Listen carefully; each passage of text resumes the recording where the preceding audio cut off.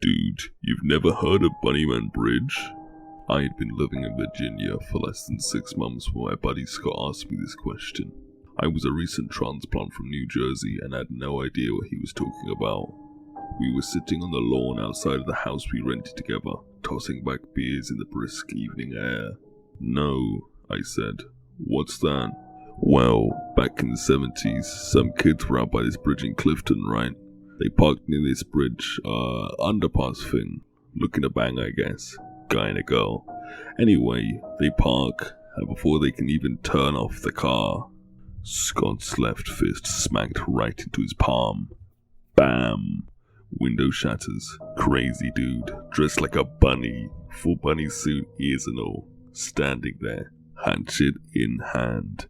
He had smashed out their window, warns them to leave and never come back. They haul us out there, right? Tell the cops. The psycho threw the hatchet at them or something, because they had it with them.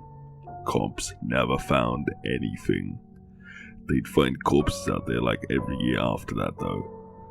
"That's crazy," I said. It sounded tame compared to the stories we told and retold growing up. New Jersey is a messed up place. That was Halloween night. If you go out there on Halloween, the Bunnyman comes out and tries to chop you up. "No, Scott." I finished my beer and put the empty can down on the dewy grass. "We're not going out there." "We're going out there," he said, completely ignoring me. "We gotta. It's awesome." I sighed. You can't talk Scott out of doing stupid things. Ask any of the emergency room doctors that had stitched his ass back together over the years. "Fine, we'll go." Scott was like a kid on Christmas Eve. It was 2 weeks before Halloween, and I figured he'd get drunk and forget all about it. I was wrong. Halloween crept up on me, and that entire day Scott wouldn't stop going on and on about our trip to Bunnyman Bridge. He filled the gas tank in his Jeep, bought snacks, and even paid for some decent weed to smoke on the way out there. At this point, I'd be a dick to say no, so off we went. The drive from Norfolk to Clifton took a little over 3.5 hours. We were going way out there. It's a tiny place, lots of historical significance, not even 300 people living there full time. The bridge was outside of town, on a black road near some old homes. I didn't believe for a minute that a crazy killer in a bunny costume would be wandering around at midnight. It had been almost 45 years since the first story popped up, but I do believe it being prepared. I'd been in the habit of carrying a small pistol with me everywhere I went since moving to the state. I wouldn't stoop enough to leave it at home. We weren't trespassing, so I wasn't afraid of getting in trouble. I have my concealed carry permit. Better safe than sorry, right? We rolled through the old town before midnight and made our way to the outskirts. During the day, I'm sure it would be a beautiful place to visit. Old churches, a steam locomotive parked on the tracks. A true throwback to the idyllic Americana of 60 years ago. At night, the tall peaks on the buildings cast odd angular shadows against the ground, elongated by the light of the full moon. There were no street lamps, or any kind of electric light. Most of the buildings we passed were dark. Once we drove through town and onto the back roads, it was even worse. Dense treetops bowed out over the road, blocking the moon for the majority of the drive. The headlights fought to pierce the thick fog covering the roadway. Scott couldn't have picked a better night to come out here. I'm not easy to scare, but my palms were starting to sweat a little. The hair on my forearms was on end, sending tiny pinpricks of electricity up my spine every time they brushed the interior of the car. Despite the balmy weather, I felt a chill creep along my skin. We rode in silence for the better part of the trip before Scott pulled over and parked. He turned to face me, looked me in the eye and grinned. "We're here." Without breaking eye contact, he killed the headlights and turned off the engine. The world descended into darkness, an inky black nothing that swallowed us up. Without the thrum of the old Jeep's engine, it was as quiet as a grave. The sudden silence left my ears ringing. So, we drove all the way out here. Now what? I looked out the window, squinting, trying to see. The scant moonlight that cut through the canopy of leaves didn't illuminate much. We walked to the bridge.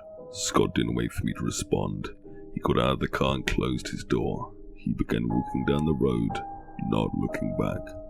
I wasn't about to let him wander off without me. Scott is a disaster waiting to happen, and I didn't feel like spending my evening with him in the ER again. I jumped out of the Jeep and followed him.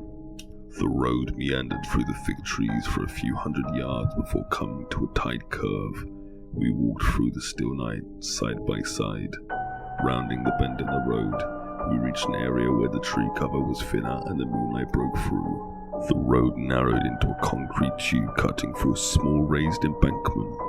It was too dark to see the top of the elevated roadway. In the waning moonlight, the tunnel was little more than a yawning black opening, flanked in a pale grey concrete. Bunnyman Bridge, Scott said with a sense of triumph in his voice. He took out his phone and turned to face me. Leave it to this idiot to take a selfie at a time like this, I thought. He made a stupid face, moved the phone around to line up the photo, and pressed the screen. As he did, I noticed movement near the tunnel. At first, I thought I was seeing things, but then I saw it again. From the bushes on the side of the structure, a tall white form emerged. Scott saw the look on my face and spun around, phone in hand. The flashlight of his phone came on and lit up the roadway. Standing there in front of a gaping black maw of the underpass was a man in a bunny suit, well over 6 feet tall and gangly, all limbs and no mass. There was a yellow and red fire axe gripped in his hands. The long slender ears of the bunny suit swayed behind him as he slowly made his way towards us. Dark patches stained the front of his suit. I didn't need to stretch my imagination to figure out what it was. Blood. Scott stammered and backpedaled into me. Without thinking, I reached behind me and removed my compact pistol from its holster. I pointed the gun at the approaching form and leveled the tritium sights on the center mass. Back the fuck up. I tried to sound commanding, but even I could hear the warble in my voice. I'll fucking shoot you. Swear to God. Leave, he said. The bunny man didn't stop. He continued moving towards us, closing the gap. The axe waved back and forth in front of him, and as he neared I could see there was blood on the blade. I told myself to be rational. This was obviously a guy playing a prank on Halloween. He was trying to scare some idiots who came to see the bridge. But most people would drop that shit in a heartbeat when there was a loaded gun pointed at them. He kept coming. The movement was slow, and he kept pacing towards us. I couldn't see his face in the deep shadows, but I could tell. I knew that he was staring me in the eye. He pivoted and ran, full bore, towards Scott. I didn't hesitate. I exhaled, relaxed my arms, and squeezed the trigger, gently. The recoil shook my already strained muscles. The bunny man staggered, slowed, and slumped down into the roadway. He had only moved a few dozen feet from the mouth of the tunnel to where he now sat. The scent of cordite tainted the cool night air. Crimson oozed from the front of his suit and joined the darker brown patch already there. The axe slipped from his grip, making a dull clunk on the asphalt. Scott stammered, mouth moving like a dying fish. He turned and ran back toward the Jeep. I kept the gun trained on the man and approached with caution. The bullet struck him in the chest, but not in the heart. Still, I was sure he wasn't going to last long. I moved to the side, kicking the axe away from him. "Scott, call the police," I yelled. He didn't respond. I let go of the gun with my left hand and reached for my phone. My right hand, still holding the pistol, betrayed my frayed nerves. It vibrated at the end of my arm.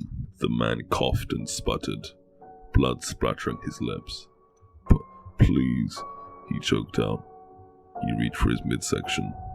I assumed he was going to press his hand to the wound, but it disappeared into a pouch on the front of the bunny suit. I hadn't noticed it due to the huge dark smear across the front. His hand came out holding a furry black object. A rabbit, neck broken and head hanging limply to the side. He reached his arm as far forward as he could, which wasn't far, and tried to fling it to his side, back toward the tunnel opening. It landed 2 feet away with a sickening thud. He looked me in the eye. For the first time, I really took in his features. He was young, my age, younger even, clean cut. I don't know why I was expecting. Crazy eyes, maybe? Homeless drifter, meth mouth? I'm not sure, but it wasn't this. Please, he coughed out again, motioning towards the rabbit. He opened his mouth to speak, but all that came out was a pained cry, followed by a wheezing, gurgling sound. It had hit him in the lung. I stared at the rabbit, trying to understand the situation. I was in shock, looking back on it. You never know how you're going to react to the fucked up situation life throws at you until you're there. That was the first time I paid attention to my surroundings since I initially saw him. The moon had shifted and I could see the opening of the tunnel now, and the large black fingers splayed on either side of the concrete. The opening was at least 12 feet wide, and somehow these hands were grabbing both sides at once, hands that had to be a foot long easy. Two tiny red orbs danced in the darkness, the light refracting and giving them an odd pale glow. That's when I first heard the scratching, slow, like the laboured dragging of heavy furniture across an ancient wooden floor, followed by a ticking, tapping sound. The Bunnyman heard it too. His eyes grew wide, his mouth trembling. He attempted to speak again, but all that came out was that wet, rattling cough. He fell over, trying to reach for the rabbit. I'm not sure why I didn't run for the jeep. I sincerely wish I had. Phone and gun forgotten, I grabbed the rabbit carcass. It was still warm. I threw it, with everything I had left in me, into the dark opening. The silence grew palpable, and the tapered shadow fingers retreated into the tunnel. I heard a sickening crunch. The dragging started again, retreating into the depths of the darkness. I looked at the Bunnyman, laying on the ground, labouring to breathe. His face relaxed and he smiled. His unfocused eyes locked onto mine, and he looked relieved. Your problem, he said, then laughed. The laugh turned into a gurgling, choking noise, and then he laid still. I walked to Scott's truck and found him curled up on the floor in the back seat crying. I regained my senses enough to call the police at this point. They came out, took our statements and my pistol. They held us for a while.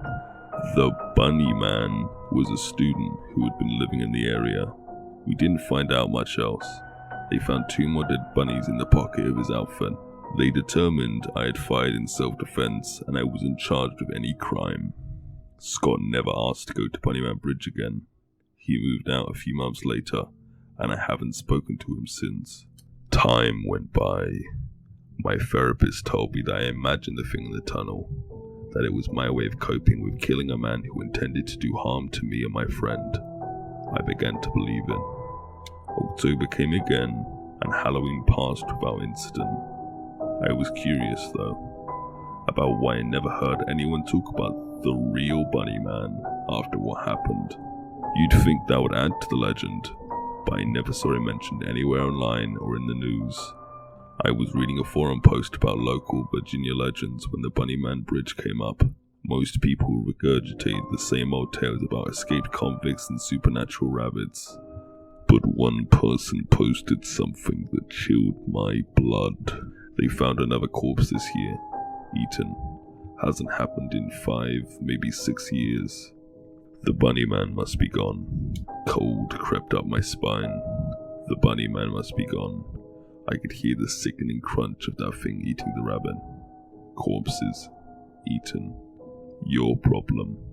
It took me a while to come to terms with what happened. I've spent the better part of this year driving to Clifton and walking through the tunnel during the day. I want to know every inch of that road before October. Nobody is gonna die this year. I've already purchased a bunny suit and axe. I'm not sure where to get the rabbits from, but I have time. It's only August, after all.